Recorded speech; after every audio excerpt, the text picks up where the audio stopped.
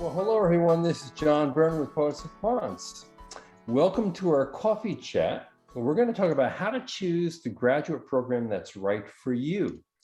We have a whole group of folks from the Gies Business School at the University of Illinois, Gies College of Business, and including alumni from three of their six, actually, they have three online graduate programs, so let me get that straight.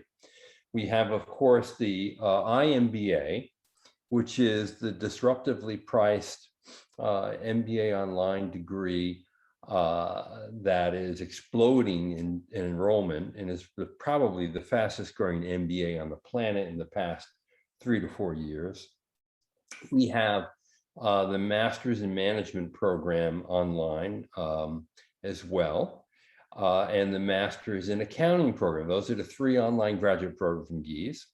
And then Gies also offers 6 residential graduate programs in accounting, business analytics, finance, financial engineering management, and technology management. One hallmark of the Gies approach is their experiential learning opportunities, which are across all of these programs.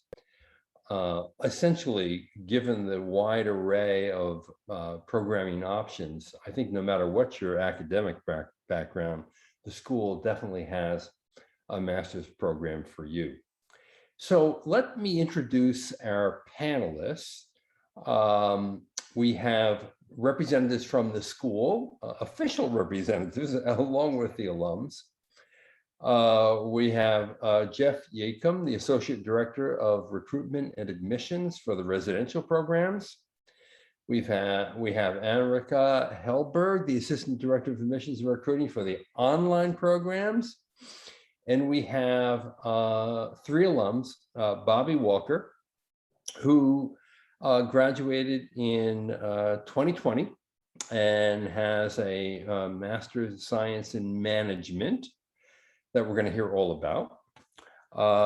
We have 2 other graduates who are joining us, who graduated from other different programs, one in accounting, and I'm trying to track the other one. Oh, of course, the IMBA. I mean, obviously, right? So let's do a little conversation about how do you determine what graduate program is in fact right for you? Jeff or Erica, you want to take that? Yeah, John, I can jump in first. And good morning, good afternoon, or good evening to where everybody is listening from. Really grateful you join us. You know, the first thing I like to do is I got to get to know you a little bit, right? I mean, I think I just want to ask and learn a little bit about who the student is, what their likes, dislikes are, their interests. And I think that gives us some really clear insights on motivation and passion. And I think that really informs the conversation overall in terms of how we might help someone. Erica, you got any other comments on that? Yeah, absolutely. Thanks, Jeff. I think thinking about, that intrinsic motivation and passion is also very important to reflect on your goals. So I like to ask, what are your personal professional goals? What do you hope to get out of a graduate program? Because it's important that prospective learners are able to articulate those goals so that any program they choose can help them reach them. Yeah, absolutely. John, I'll just add one more thing too, that I think for us and thinking about the goals and the motivation, we'd like to look to see what type of skills do you want? Do you want a more specialized skill set? And if you do, we have our suite of programs in accounting, finance, business analytics, all of these options. If you're looking to be more of kind of the holistic, well-rounded manager, right? The MS management, the MBA program. I mean, I think that really represents a myriad of options that speaks to Erica's point about goals and me getting to know you about motivation. I think that provides us some insights. Right. And in the case of the Master's in Management, that is a pre-experienced program, or people who have experience can also enter that? Yeah, so both. I think our on-campus program tends to track a little bit more towards students who are coming straight from their undergrad degree, but that's not exclusive. We have a lot of students who will have some work experience when they join us, and maybe Erica could provide some context on the online iteration. Yeah, similarly, ours tracks a little bit older. However, we do have students coming to us fresh from their undergraduate experience because of the flexibility of online. Those who are interested in the degree that are working full time have a little bit more, flexibility in the online program, and I think that contributes to that kind of older, seasoned professional. Right. That's valuable. So how do you know if you should go residential or online? Is there a framework for making that decision today? I mean, obviously some people would prefer in person, some people would prefer online, given the flexibility of it. But how do you bring people through that decision? Yeah, I mean, I think for in conversations that Eric and I have about this, it's really about the outcomes, the experience you're looking for. I mean, if a student is seeking a little bit more career guidance and one-on-one coaching and really wants the campus experience, obviously the on-campus program really represents that, can provide all of those things. I think as we think a little bit about the career coaching and experiential learning and some of the things we do on campus, there's some real benefits to that. Additionally, for international students who might be looking at work authorization in the United States, a STEM designated course on campus presents some opportunities for that. But that's not to say that it's the be all for everybody. I think the online programs have some really great benefits, and why one might choose that. Yeah, and Jeff and I talk quite often, quite frequently, working together about fit being, the most important factor, because not one program fits all. And so in the online space, right, you do have a different experience. Of course, you don't have that campus walk across the quad on your way to a football game opportunity, but because we're online, we're drawing learners from more than 100 countries. And so you might have class with a much broader set of folks. And, Jeff talked about the STEM designated programs being great for international students. For those who don't want to relocate, though, online is great because, they can study from wherever they are in the world. And again, because of the flexibility, we do draw working professionals, which I think lends a different kind of framework to the discussion in class in terms of how those discussions go and what experience is being leveraged there.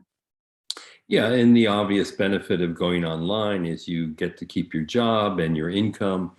You don't have the opportunity costs that occur when you have to quit your job and go residential. The other advantage, which was just referred to, is you get to apply what you learn immediately because you're still at work, and that's a great benefit. And I should also add, in the case of all three of your online programs, each of these programs are disruptively priced. You're going to be hard pressed to find a high quality MBA program online at $22,500 from a school of the caliber of University of Illinois. And the same is true of the Masters in Management, same is true of Masters in Accounting. And the residential programs are highly affordable as well. And this goes in with the school's mission to democratize higher education, make it more accessible and affordable to greater numbers of people all over the world in the case of the online program. So I want to talk a little bit from the perspective of alums who've made these choices, who decided which program was right for them, who decided whether to go residential or online, and how they chose the focus area that they did. Why don't each of you introduce yourself and bring us through those issues? Bobby, why don't you start? Sure thing, guys. So short intro, my name is Bobby Walker. I currently do sales for a tech startup called Evotix. I was undergrad at Illinois, graduated in 2018 with an undergrad degree in political science with a minor in history. And then I started my postgrad degree right after that. I had a little bit of a unique route. I was a football player for 5 years at Illinois, so athletics played a lot into how I was making my decisions. I was really happy with what I chose just because I wanted to take a semester to be a regular student. For 5 years, I had been an athlete. And we had online classes and in-person classes. I just wanted to take time to be a student that last semester in the spring after football was over. So that influenced my decision pretty heavily. Also knowing that the way I learn the best is in person. So whenever I had the opportunity to pick between the two of them, I was happy that I had the opportunity to do it in person just because that was how I learned best. And you went straight from undergrad to graduate school and stayed on campus and did the residential program. Were you tempted at all to, join the world of work first or not? At first, yes, but I knew I had one more year of eligibility with football. It was our last year. There were a lot of things going on there, as well as the opportunity to, after talking with Kristen Sackley about how beneficial this could be for me and where I wanted to go with my career goals. I didn't love that I got my undergrad degree in a field that I really wasn't in love with. I wanted to do something more in a managerial role, and I figured that using this MSM program would be a great way to get there. And I'm really happy with my decision. So, Bobby, you're the classic liberal arts grad, like me. I was a political science and English major, who knows very little to nothing about business, and really needed that master's in management to basically enter the world of business successfully and to actually contribute from day one in your job. So you're the quintessential poet who goes for the business education and then lands a really nice job, which I love that about you. So is it Preeti? Can you introduce yourself and give us a little rundown on your decisions? Absolutely. Hi, everyone. My name is Preeti Shastri. I recently graduated from the IMBA program in August of 21. My story is a little bit different from others. So I did my undergrad in India and I got married and moved to the US. So here I wanted to pursue some higher education to elevate myself because the job market is competitive, and I started looking into online programs. So I live in Alabama and I could not relocate because I live here with my family. So when I searched for online programs, I think I like Gies the best because it offered a variety of specializations and capstones. And also I attended webinars like these where I got to know that it's highly interactive and the engagement level is very high. And also a major factor was the price point, which is absolutely fabulous. That led me to make this decision. And I was able to get what I was looking from this program and even more, because I did an internship during the summer, which was through networking from this program, and that converted into a full-time job opportunity. And now I'm working as a business development specialist. That's terrific. Now, when you say you got the internship through networking in the program, can you be a little more specific? Was there a classmate that you had online that said, hey, we have these opportunities here, you should apply? What was it? Absolutely. So that's another thing I wanted to mention here, that it's not only online classes or just attending lectures. Gies offered different programs. So I was a part of a student-run organization, which is Illinois Business Consulting. Is the largest student-run management consulting organization. And being online, I was able to participate in that and work with undergrad students, PhD students from different programs at UIUC. And I was connected with a person, Associate Director Jacob, who is running Illinois Business Consulting. He shared that opportunity and that got me the internship, and then that worked out. So basically, that was our organization, which was not the part of the program, but the university as a whole. And I think students should know that it's not just attending classes. There are so many various opportunities you can participate into and look for a whole wealth of knowledge and wisdom. Yeah, that's important for people to know, that even if they sign up for an online education, there are still co-curricular activities and other things that you can do that you might not imagine you would have available to you in an online option. Yes. But that's really true. And when you mentioned the price before, let's mention the price up front, because I think that's an incredibly attractive price for a master's in accountancy. What's the price? It's $22,500, I believe, for the MBA. No, for the MBA, $22,500. That's right. For the master's in accounting, isn't it $11,500? So for the IMSM, the online MSM Oh, that's degree, right. it's around 11.5. Yeah. The IMBA is 22.5, and then Yes. the IMSA is a range depending on your electives from about 22 to 27. Got it. Right. Uh, like I said before, you're going to be hard pressed to find a bargain like that anywhere at a school with this great reputation and the quality of the program. Shawna, why don't you introduce yourself and tell us a little bit about your decisions? Hi, everyone. I'm Shawna. I have my Master of Science in Accountancy. I graduated this May 21, and I am currently working in Chicago at an accounting firm, one of the top 10 accounting firms here in Chicago. And I started my MSA program during the 2020 pandemic. So I did originally choose to do on campus, but I think it speaks to the flexibility and adaptability of the MSA program. They switched everything to Zoom classes. So I still had that one-on-one coaching and guidance that you talked about, but it was supposed to be a campus experience, which I think that we still got the essence of, even though I never actually went to campus, but I did live here in Champaign, Illinois. So I did go and tried to do the on-campus experience as much as possible. I also had about 10 years of work experience before I started the program. You know, I got my bachelor's degree in 2007 at a liberal arts college. I had majored in psychology. So that is one of the big reasons why I chose the MSA program, so that I didn't have to redo my undergraduate work. I could go right in and learn all about accounting. And now I am working in an accounting firm in Chicago. I think it's great that you could flow in and out of the in-person program and the online program as you did. And I wonder, was that available due to the pandemic, and is that still available or not? It's a good question if it's still available, but I think it was wonderful that all the classes were able to be on Zoom. So we were able to work out the kinks. This was like the beginning of 2020. I was supposed to start my summer semester, but that got canceled. So we started in fall, and I was able to get the entire program done in the 2 semesters, fall and spring. And we just did all our classes via Zoom, just like this.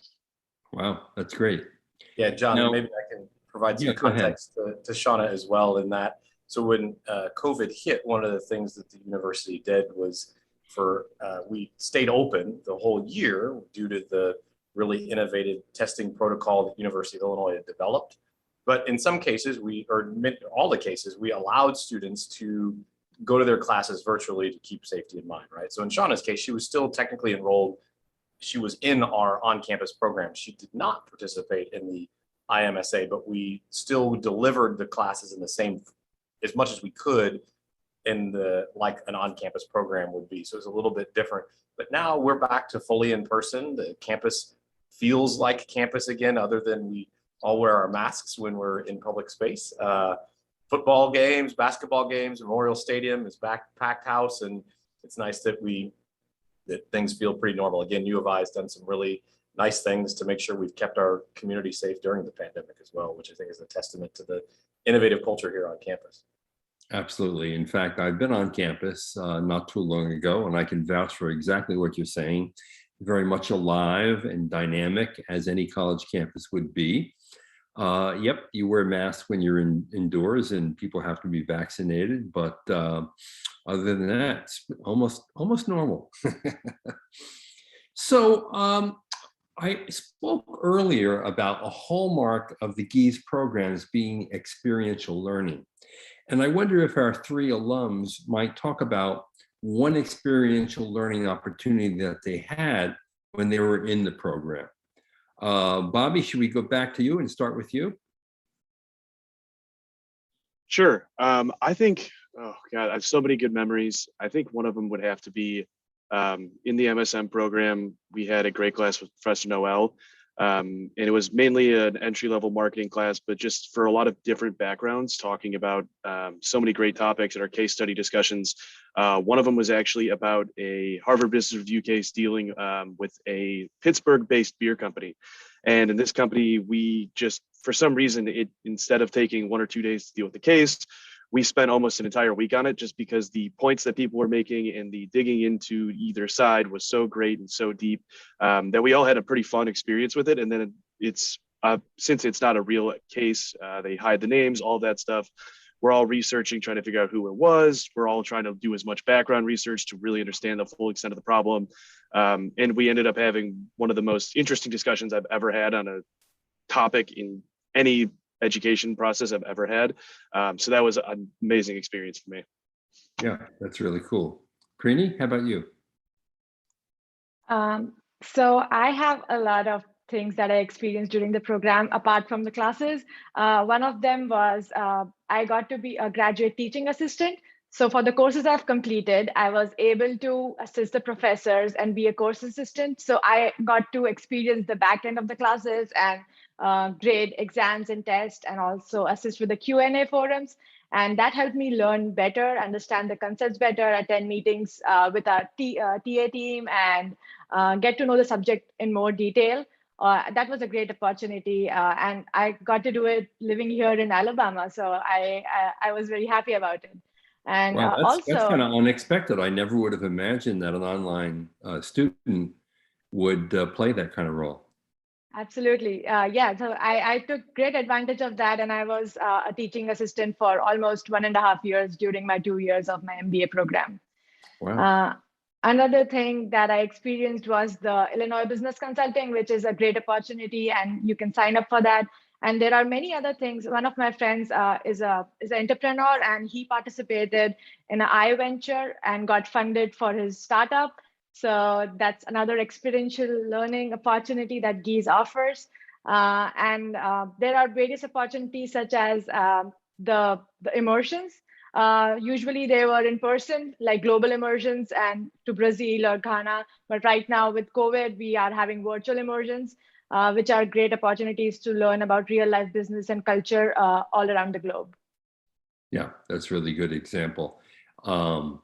And I hear that those virtual global immersions were actually quite successful. Yeah, there was some hesitation about how that could possibly replace an actual visit in another country, but students tended to like them very much. Yeah. That's correct. Yeah, and those virtual immersions have yielded really impressive outcomes, both from the interpersonal networking relationships that we've built with our partner institutions, but also some folks from those partner institutions now applying to the online programs because they had such a great opportunity. Yeah, really cool.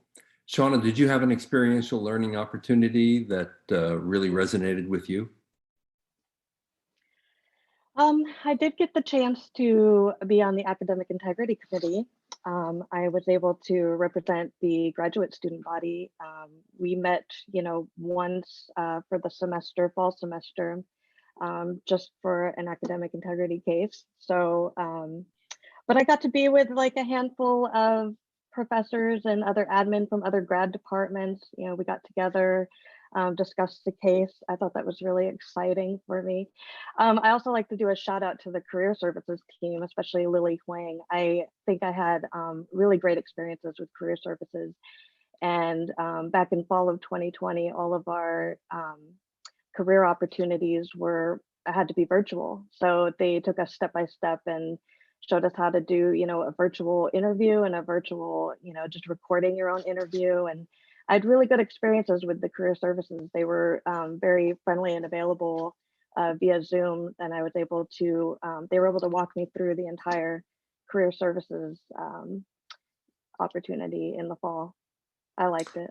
You raise a good point there, and one I want to bring up because I think that a lot of people who will be watching this wonder how does career services support differ in a residential versus an online program. Now, I'm assuming because online students are fully employed, that there's much less emphasis on career development and career services than there would be in a residential program where people are more often than not using it to switch, make a career switch of one kind or another. Erica and Jeff, can you comment on that? Yeah, so, well, what I can say, John, I mean, I think for a student that is looking for either their first job or their next job, right? I mean, the career service is a major part of what we do for our on-campus program. Shawna mentioned Lily, and I know Bobby probably can talk about some of the career conversations he had, but if you're looking for that kind of process, we have individual career coaching that's aimed to help students do that. We have some of the best career advisors in the country, and I feel confident in saying that, and that we're going to help students with that process and through the really holistic search that we do. So if you're looking, again, as we talked about earlier, right, the campus experience, the career coaching, I think that's something we do provide as part of the on-campus experience, and frankly, we back it up. If you look at the career outcomes across all of our programs, our hiring rate usually ends up in the high 90 percentile, right, for students with, and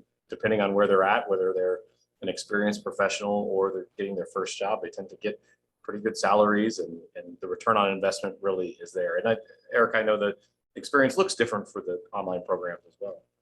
Yeah, so John, you hit the nail on the head, right? Because 98% of our students are working full time. That initial placement is not something that we provide because our students don't need it. However, we really emphasize through the curriculum and our discussions in class how you can leverage the skills that you're learning to see greater outcomes in your current position. And on average, our students are seeing a 20% pay increase while in the program, and more than 50% got a raise or promotion after the program. But it's more of that kind of leveling up or upskilling rather than finding a new position. And I think one of the great things about the scale and the reach of the online programs is you have so many colleagues that you can learn from and say, hey, I'm kind of interested in that career path. Can you tell me how you got there? And they absolutely share jobs and internships among themselves, because if you have a great colleague, you kind of want to bring them to your team in the company. That's really true. And I've heard many stories of people actually switching roles as a result of those conversations with their classmates, who are incredibly generous with opportunities that are in front of them with others. So that's really a special part of the program, because you also might not think that if you're online and long distance, you can bond with other people. In fact, you can. I've seen it with my own two eyes, and Preeti, I think you experienced that as well, right? That is absolutely correct. I could speak from my experience because we have a Facebook group called Workplace, and we all are connected there, the IMBA community. And if you need a walkthrough on your resume, you want to do a mock interview, you just create a post there, and there are at least like 5 comments to help you out, to support you, give you a job referral, help you out in any way they can. So I think the community itself is so strong, and the alumni network, that landing a job is very easy, and also the process becomes very easy and smooth. Great. Let me ask this question of both Jeff and Erica. If someone is unsure about choosing or starting a business master's program, what's the first question you ask them? Well, my first question is, why are you unsure, or why are you asking me in the first place, right? Because clearly they've shown some sort of interest to wind up in my inbox or office hours. So kind of understanding their journey to that point and what their lingering hesitations are. Jeff? Yeah, I mean, I think going back to what we talked about earlier, getting to know them a little bit, asking them that why of what's their motivation, what do they hope to accomplish, if it's increased learning, if it's adding a skill set, if it's a really specific skill set, we probably have a way to help them with that. And I think encouraging and sharing with that student what the real positive results are of our programs, whether that be, as Erica talked about, some of the benefits of when you're in an online program and you have that increase in salary or position, or if you're in a residential program and you are looking to take that that leap into a different area or get that first job. I think we can help. So understanding that what's the motivation, what's the goal, I think it's where I usually go in those coaching conversations. Now, I wonder if Jeff and Erica are competitive with each other. Like Eric is trying to get them into online programs. Jeff, you're trying to get them on campus. Do you have a sense of competition between the two of you? So I'm smiling because Jeff and I actually went to undergrad together, and outside of work are very competitive people in everything that we do. But when we show up to work for Gies, it's not a competition, right? Our best interest is whatever the learner's interest is. And if I can coach someone through kind of that conversation and ultimately they choose a residential program, great. That's the best fit for them. That's a win for everybody. That's a good answer.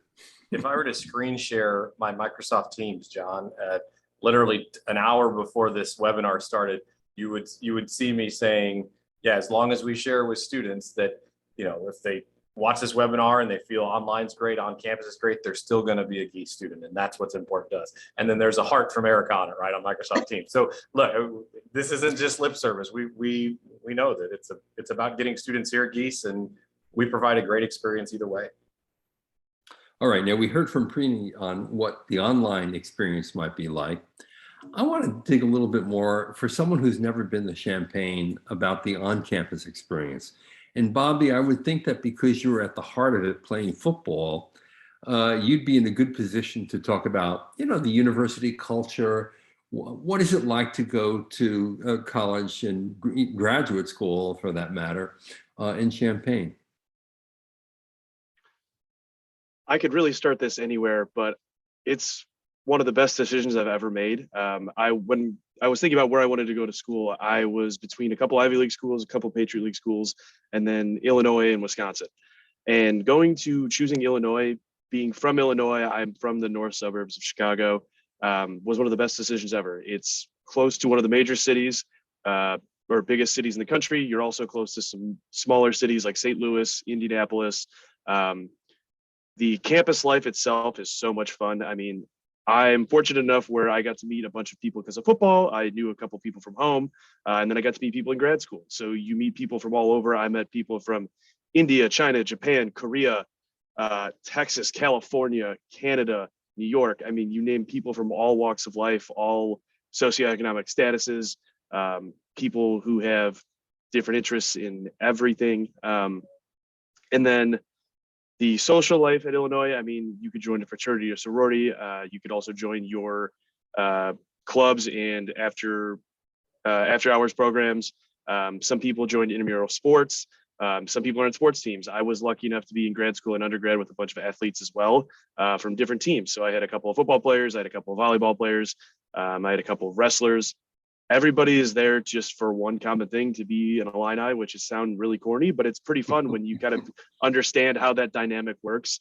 After school, you take so much pride in being from Illinois, because everywhere, especially in Chicago, where you look, you see Illinois, Illinois, Illinois. I know if I walked right outside my building and took a right, I would see that the Chicago office for University of Illinois, Champaign-Urbana, but in Chicago, is right down the street from me. At the O'Hare Airport, they have the giant eye in Terminal 3 that you can stand next to that everybody loves to get pictures about.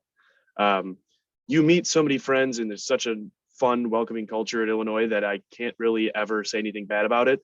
In terms of things to do, where you want to go from there, I mean, you have football games, basketball games, you have clubs, you have different events for maybe small concerts. I mean, you could do almost anything, and there's so many different ways to go about that.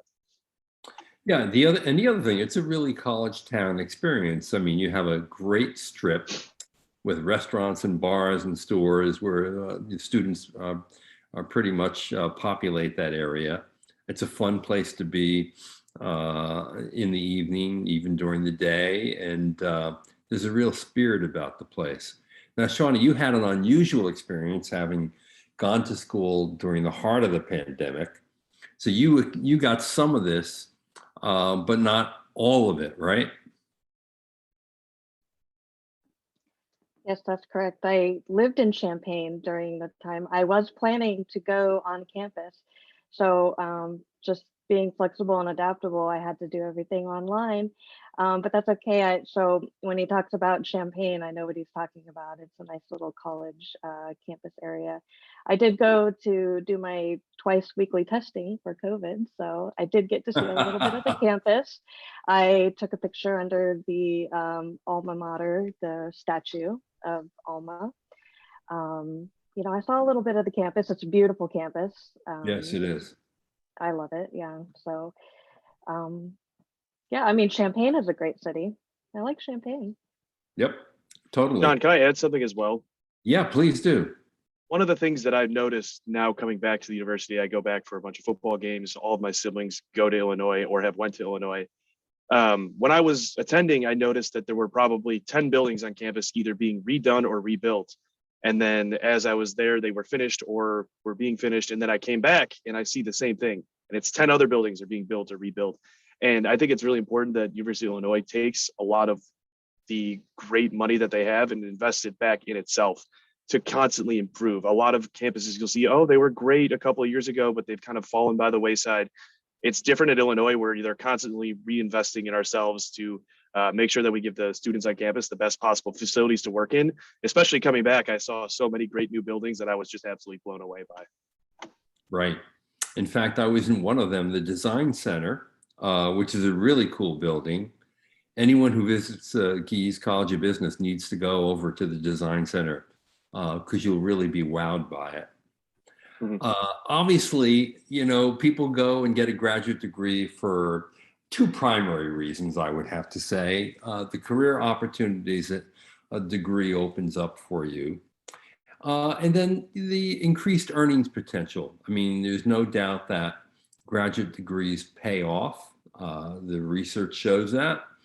And I wonder, Bobby, since we're with you, let me ask you, how has that degree helped you in your career? Absolutely. It's given me credibility to where I didn't have a lot of work experience in my younger years. I was always on campus doing stuff for football. So what that really gave me was a leg up on people who didn't have as much experience and also wanted to still be forward in their career search. It's given me automatic credibility to where I can say to somebody, hey, I went to grad school for management. I know what I'm talking about here. And people look at me and they're like, absolutely, this guy does know what he's talking about. He's got the degree to back it up without having the experience. And so it gives you a leg up on people that you really wouldn't understand until you have that conversation about your past education. Yeah, good point. Preeti, how did the experience help you in your career? I think it played the most pivotal role for me because I moved to the US and I worked as a freelancer, a digital marketing freelancer, and I wanted to pursue higher education to land a job in corporate America. So that was my goal, and I think that completely happened with me. And I believe that the Gies offers the program overall offers opportunity, which is not only gives you like knowledge, but you can apply that knowledge exactly immediately after you work. Because when I started my job and I had to do a presentation in my first week, I could literally use the frameworks which I learned in a marketing class and apply them, and my boss liked that presentation. So I was like, this is great. This is my first job in America and I'm doing well. So I think I owe it to Gies. Yeah, that's the beauty of online education. Going for your IMBA, you literally can apply concepts and tools that you've learned in a given week, right in your job. I mean, that's a really amazing opportunity to sort of, I'll use the word, show off to your employer that you are becoming more valuable by the week, which is a great thing. Shawna, how did your master's in accountancy help you in your career? The program has helped me tremendously. I am now working at a top 10 accounting firm in Chicago. I had work experience in a completely different field. I was working in healthcare. I think the University of Illinois, just the reputation alone has helped me to get a job here, not just a job, but a career. So I was always, the goal was to stay in Chicago, and they have all the accounting firms here. And so they come and they recruit at U of I. And I am now working in a public and accounting firm, which is my ultimate goal, which is a complete 180 from what I was originally doing in my 20s. And now that I'm in accounting, I am working towards getting my certified public accounting degree, my CPA. And the program really highly encourages you getting your CPA because you get a master's, you get your 150 credit hours, which is what you need in Illinois to get a CPA. And the program provided a CPA review class as well. So I am well on my way to getting my CPA, which of course is going to be huge potential in earning power as I move up in public accounting. So it's done tremendously. It's a complete 180 from what I was doing. I'm now doing accounting.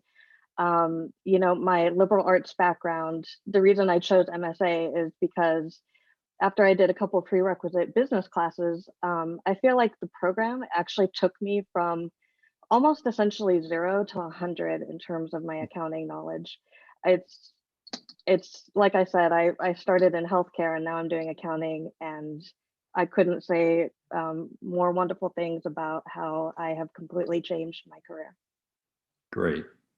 Now we have a couple questions from the audience. I'm going to throw them at our folks here.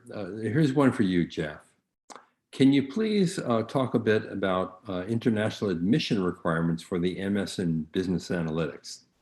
I wouldn't think that the fact that you're applying from abroad would affect the admission requirements, but maybe I'm wrong. What do you think? Yeah, great question. So there's, in general, our application for all of our programs is relatively, I think, simple. So we need your resume. We need what we call our academic statement of purpose, which essentially documents why you want to do the program, your career goals, what do you bring to that. We require 3 letters of reference from academic or professional references. Obviously your transcript, so we can see how you've done in your schooling up to that point. And that's kind of the key piece for all of our applicants, right? And then for international applicants, you would have to submit an English proficiency test. So either the TOEFL IELTS exam, or we are accepting Duolingo this year because of the pandemic. For the business analytics program, we don't require the GMAT or GRE test, but we do recommend it. And in general, those requirements fit for most of our programs, although there's some nuances for each of them. And international students also, if you're admitted and you eventually decide to enroll in the program, you do have to provide your passport and proof of funding and some documents, but that's consistent at any university across the United States. So. Here's another question. This is from an undergraduate student studying electrical engineering in India. He wants to switch fields from electrical engineering to something else, perhaps an MS in info systems or an MS in business analytics. How does he work now to build his profile to be a successful candidate? Yeah, so when I think of that profile, which you described, he probably already is a good fit for our business analytics master's program or our master's degree in technology management, depending on the specific role that they want to go into. One thing we like to see in business analytics, for instance, is we want students who are really excited and passionate about working with data. So if you don't have that experience, if you haven't had any coursework in advanced statistics or Python, RStudio, using any analytical tools like that, our partners at Coursera offer some really great coursework that's a great way to get some exposure to some of those things. So any way you can enhance that narrative about working with data, or in the case of our tech management program, how you are really moved by innovation and technology, whatever you can do to showcase that in your resume, your personal statement, your kind of other curricular experiences, that can really make a big difference. And for business analytics and tech management, again, we don't require the GMAT or GRE, but we do encourage it for those programs. And for a student who really wants to submit that best application and really showcase their strong ability, a good score on those tests can go a long way towards helping towards admission. Yeah, I think even when a GMAT or GRE are not required, just studying for the test gets you back into the habit of studying and gets you ready for an academic experience that's going to be rigorous. So there are other benefits just to the test beyond maybe enhancing your ability to get into the program. I want to talk a little bit more about what were surprises for our alums. Bobby, if you had to look back on your experience in the residential master's in management program and say, here's one thing that really surprised me about it that I didn't expect, what would it be? I would say the interaction with local business in Champaign. So I was actually part of the last group that was my second semester of 2020 was cut off because of COVID. So part of this project was also cut off, but as a mandatory part of our program, we do a business consulting class with a local business in Champaign-Urbana, picked by our professor, Professor Kurtz. And I actually got to do that twice just because of some odd scheduling and NCAA rules, but I got to take that class twice and I actually loved it both times. But once I worked with a local bookstore, consulting them on how to build a social media strategy, on how to bring more people in, where they should be going. The other one was I worked with a paper company that had 8 locations across central and southern Illinois that was based in Champaign. And that was the one that got cut off, but that was an unreal experience because even as college students, and especially as somebody who didn't have a lot of real work experience outside of just playing sports, that gave me an interaction with these people and they were heavily depending on us. It's not like it's a project where you say you're going to get interaction with people, but it's really kind of a sugar-coated version of that. No, these people were like desperately depending on us to do good work for them, high quality work, and actually get to the root of their problems. And it was an unbelievable experience. Yeah. Preeti, what most surprised you about the IMBA program? I think for me, it was the level of interaction and like the global reach of the program. I initially thought the classes would be professor one way giving us lectures and we would be just sitting here taking notes and listening to it, but it's much more than that. So there is a chat feature where students keep the discussion going on, and then there are breakout groups. So the professor gives you a cue and then you break out into groups of 5 or 6 and discuss that, come back, discuss it with the professor. So it's so much more interactive, and I really felt the professors were very approachable during office hours. I thought, what if I get stuck at an assignment and I'm not able to submit my homework? But there are so many options like Q&A forums, and professors are always there on office hours. So very approachable, and I think that surprised me a lot. It being an online program, it offers way more than just lectures. Shawna, your big surprise? I'd say my big surprise would be just how much I've learned in such a short amount of time. And that it goes fast. It goes really fast. Yeah, so it sure enjoy every moment. Erica, I wonder for online students across the 3 programs that you currently have online, and I think you're going to have more programs online in the future, incidentally. Maybe you think that too. What do you think most surprises people in those programs? You know, I would echo what Preeti says about the amount of engagement, but I think the culture of authenticity that our students have built and developed, and I feel that Jeff would probably echo this across the residential programs too, the culture at Gies is one that encourages students to be helpful, to be authentic, to do this in a way that is really like a community learning environment where you do have those supportive teachers, teaching assistants, professors, students to help you get through it.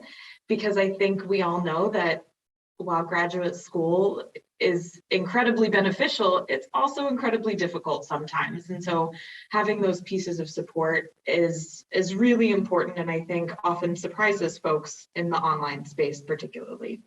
Yeah. Jeff, do you want to echo or add to what Erica said?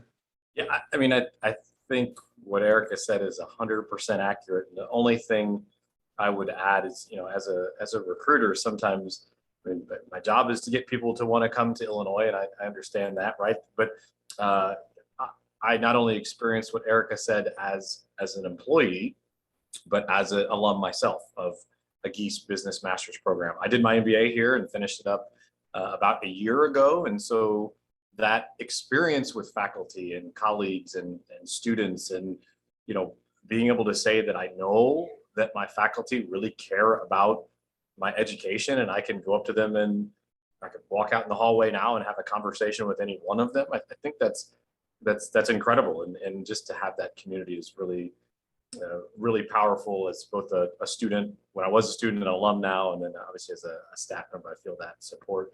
The other thing I'll add, just that is surprising to me, I think, for our students, is what Bobby talked about with the consulting project that most of our students do in our residential programs. Almost all of our programs have that opportunity to work with real businesses during their time. And it is really eye-opening, because it much like what Preeti said about applying what you're learning in the IMBA in real time. That's our way we generate that in the residential programs. Yes, our students may not be working, but we're going to say, okay, now take what you're learning in marketing, accounting, finance, and create this social media strategy for this company, and because they need it, they need your help, right? And that is so eye-opening, because it, I don't like to use the term the real world, like we live in the real world, all of us, all the time, but to actually apply to a real business context, it really is pretty impressive, and I think surprises many students. Yeah, and I know we're not talking about undergraduate business education, but I should point out that the Gies College of Business has basically a mandatory experiential learning opportunities for the undergraduate business students. And that is a major undertaking requiring incredible logistics to get meaningful projects and assignments with companies for undergraduate students to participate in. We're running out of time, but I want to finish off by basically addressing what I think most people grapple with when they're thinking about, should I go to grad school? Should I not go to grad school? If I go to grad school, how do I make that decision to go online or residential? How do I choose the program? How do I know it's the right time for me? And I want every one of you to give your perspective on this, because I think this is like an essential challenge that a lot of young people have. Do I have to be unhappy in my job and unhappy with the opportunities in front of me to push the button and say, yes, I am going to go to grad school, or do I not? Jeff, why don't you take it first? Pressure's on. What I would say is there is never the right time, right? You can always think of 100 different reasons not to do something, Right. But if you want to, take another step and add skills and learn, I mean, education is never going to be a problem, right? I mean, you're never going to regret having more education, I think, and it opens up any number of opportunities. And whether it's you want to go to the private sector, work at nonprofit, work at a startup, take that leap and come do a business graduate degree and know that it's going to pay off for you, and don't let those excuses get in the way. Jeff, I like to say the most generous gift you can give yourself is a gift of a friend. And the second most generous gift you can give yourself is the gift of higher education. And I really believe that. Preeti, how did you decide, and what advice do you have for people who are struggling with this dilemma right now? I think I can speak for the online program, but what I felt like, if someone like me who is a freelancer maybe, or who wants to elevate their career or make a career pivot into more business or managerial role, I think this is a great program, and there's no time constraint. You can take one class a semester, so your work won't suffer, your family won't suffer. Complete it in 3 years and get your MBA, and then you can land a better job, maybe work part-time, get your MBA. So I think it's a lot of flexibility which is there to elevate your career. And I think, as Jeff mentioned, higher education always pays off. There is a return on investment, and I think the investment requires money, obviously, yes, but time and effort, and that can be managed easily with the flexibility that Gies offers. True. Shawna, your advice to someone who's struggling with this issue? Well, I think Jeff said it best, and he took what I was going to say, and that there is never going to be a right, perfect time. If you look at my experience, I thought I was going to go on campus. The pandemic hit. My summer semester was squashed, and I had to squish it all into 2 semesters. But, I made it work. And it's never going to be a right time. You just have to do it because the education isn't going to be wasted, and you just need to go for it. It's never going to be perfect. Okay, you can make all your plans you want, but you're just going to have to deal with it and just do it. All right. Last words go to Erica. Yeah, thanks. So, while listening to the folks on the team, I was trying to think about how to tell someone or coach them through that starting point. And John, you mentioned a lot of factors for considerations or questions you might ask yourself, but this decision doesn't have to be and really shouldn't be made in a vacuum. I don't know if you all on the call have recognized that Jeff and I love to talk to people. And one of my favorite things to do is when someone is just at that initial, like, maybe grad school, is to talk them through all of those questions and provide a sounding board, even if you don't come to my graduate program or any graduate program. Let's talk through why, so that you can feel the best in the decision that you make. And so in summary, I would just say, like, reach out to a colleague, a friend, a family member, or an admissions counselor and start talking through the option, because the longer you wait, you're just putting off that conversation. Yeah, that's really true. And I know how difficult this can be and how confusing it can be. I mean, I happen to know someone right now who has an undergraduate degree, and she's trying to decide, should she go to grad school now? And if she does, what should she go for?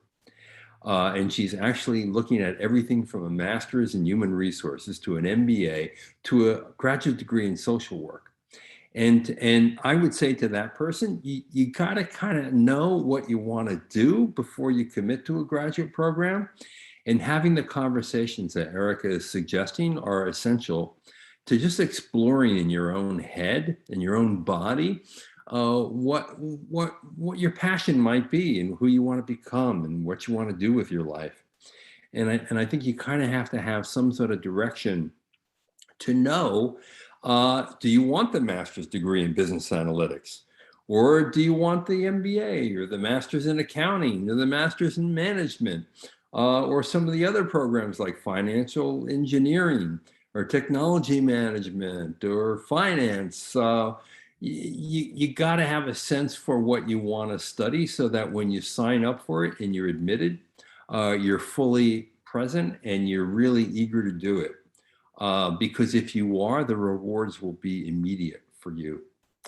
So I want to thank all of you for participating today. I think we really provided a lot of great advice and a lot of insight on all the programs at the Gies College of Business. And I want to also remind everyone, hey, if you want to know more, go to Gies Business, that's GIESBUSINESS.illinois.edu. You'll learn more about the different programs at Gies. And if you want to follow up with any of the panelists today, you can actually connect by email. And you can send it to grad, GRAD, at business.illinois.edu. So, hey, thanks for your time and your participation. I enjoyed it as much as probably all the people who are going to see this, either now or on demand in the future. This is John Byrne with Poets and Quants. Thanks for watching.